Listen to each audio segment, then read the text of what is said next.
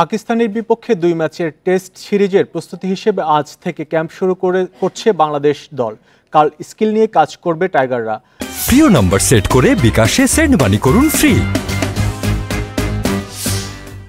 ICC test চ্যাম্পিয়নশিপের অংশ হয় পাকিস্তান সিরিজ বেশ গুরুত্বপূর্ণ বাংলাদেশের জন্য। টেস্ট প্রস্তুতির অংশ হিসেবে এইচপি দলের অস্ট্রেলিয়া সফর, চট্টগ্রামে নিজেদের মধ্যে ম্যাচ আবহে অনুশীলন সেরেছে ক্রিকেটাররা।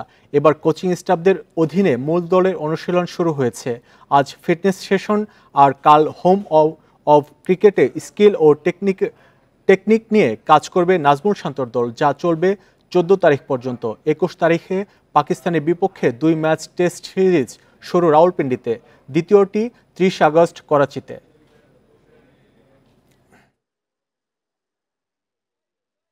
এ নিয়ে বিস্তারিত জানতে মিরপুর ইনডোর স্টেডিয়াম থেকে যোগ দিচ্ছেন সহকর্মী মাজহারুল ইসলাম। মাজহার, বৃষ্টির জন্য ফিটনেস সেশনে কোনো সমস্যা হয়েছে কিনা? বঙ্গবন্ধু স্টেডিয়ামে কি অনুশীলন চলছে?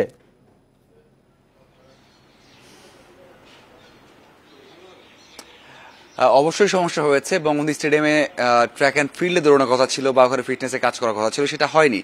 কারণ এতটাই বৃষ্টি হয়েছে বা সাম্প্রতিক অবস্থাটা এতটাই খারাপ সব মিলিয়ে, কারণ ওইদিকে বৃষ্টি হয়েছে এবং সেখান থেকে কিন্তু বৃষ্টির পরে পানি উঠেছে, অনেক যে পানি জমেছে সেখান থেকে সেটাকে মুভ করে কিন্তু আবার যেখানে হোম অফ ক্রিকেট মিরপুর, সেখানেই ক্যাম্পটা শুরু হয়েছে এবং সেখানে ফিটনেসের কাজটাই বেশি হচ্ছে।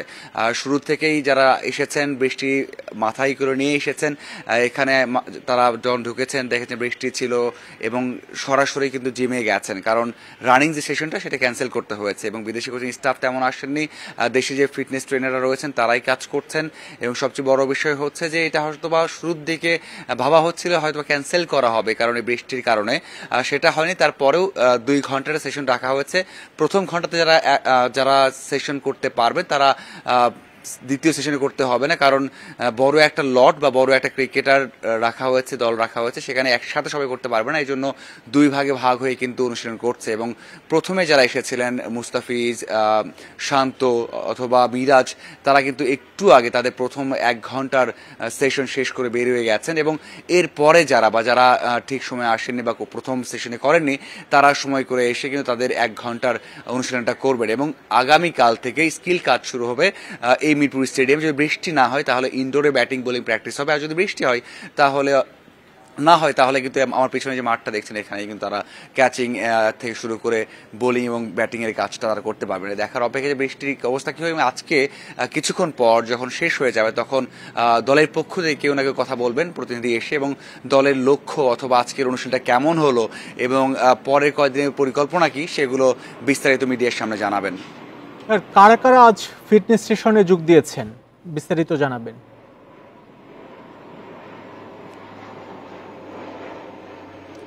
হ্যাঁ, অবশ্যই কিছুক্ষণ আগে নাম কিছু বললাম, মুস্তাফিজ, মিরাজ, এছাড়াও আরও বেশ কিছু নাম আছে যারা কিনা এই দলে খেলেছিলেন, তারা এসেছিলেন। তবে বড় নাম রিয়াদ এসেছিলেন, তাসকিন এসেছিলেন, তারা কিন্তু ঠিক সময়ে এসে প্রথম সেশনে কাজ করে নিয়েছেন এবং যাদের কথা বললাম মুশফিককে দেখা যায়নি, হয়তো বৃষ্টির মধ্যে পরের সেশন যে পরে ঘন্টা বললাম সেখানে মুশফিক অনুশীলন করবেন এবং যেহেতু অনেক বড় একটা ক্রিকেটার রয়েছেন বা দল রয়েছেন সেখানে সবাই আসবেন, তবে বিভিন্ন সময় ধরে তারা কিন্তু করবেন, কারণ আজকের সেশনটা হাতুরু সিংহে অথবা বিদেশি কোচিং স্টাফরা খুব একটা ইনক্লুড নেই, তারা আজকে থাকবেন না। তবে ট্রেনার যারা রয়েছেন, দেশীয় ট্রেনার, তারা কিন্তু খোঁজ খবর রাখছেন কার ফিটনেস কেমন কি রয়েছে এবং জিমে তাদের স্ট্রেংথের অবস্থা কি সেটাও দেখা হবে এবং সেই রিপোর্টটা কিন্তু কোচিং স্টাফের কাছে আজকেই দেওয়া হবে এবং তারপরে আগামীকাল সেই অনুযায়ী তাদের অনুশীলনটা তৈরি করা হবে। তবে যারা আছেন এই স্কোয়াডে, এই দলে অথবা ন্যাশনাল টিমের